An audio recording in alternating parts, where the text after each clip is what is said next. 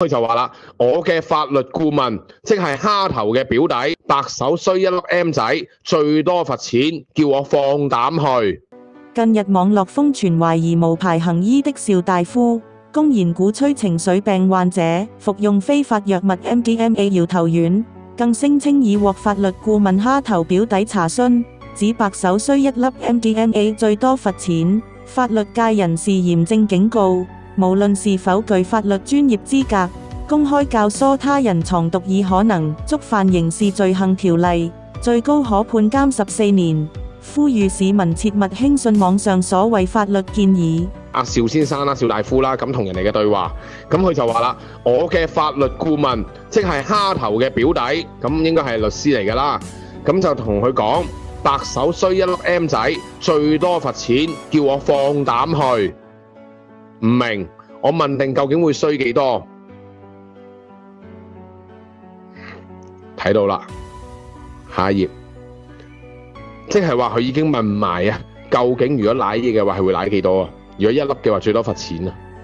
蝦頭表弟身份成疑，據邵笨州 YouTube 頻道披露的絕密 WhatsApp 內容指，邵大夫聲稱蝦頭表弟為其法律顧問，但未公開全名及專業資格，真實身份有待核實。有網民猜測其為香港知名舞台劇演員 X 頭羊 X 敏的親屬。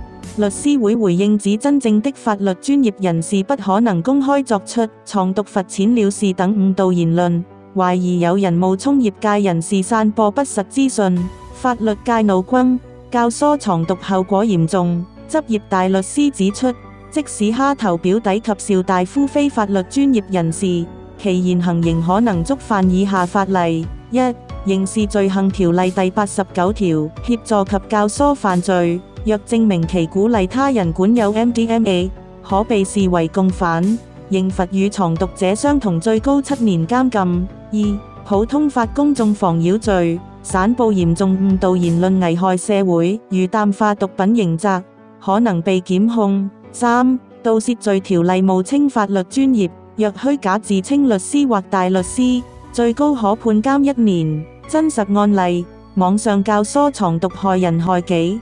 2018年案例，一名網民在討論區聲稱帶一粒搖頭丸無事，結果一名青年信以為真被捕，判監10個月。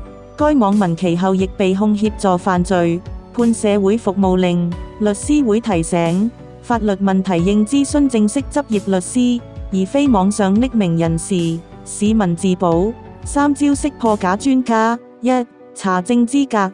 真正律師或大律師名單可在香港律師會網站查閱。二、警惕矛盾，若聲稱藏毒無後果，明顯違反常識及法例。三、即時舉報，發現可疑教唆行為，應即致電警方毒品調查科25271234。網絡不是法外之地，無論蝦頭表弟是否與演藝界有關，邵大夫其言論已涉嫌違法。市民應謹記 ，MDMA 屬1級毒品，管有即犯法。情緒病治療必須由註冊醫生指導。法律意見只信權威機構，勿信網上留言。資料來源：香港律師會、禁毒處。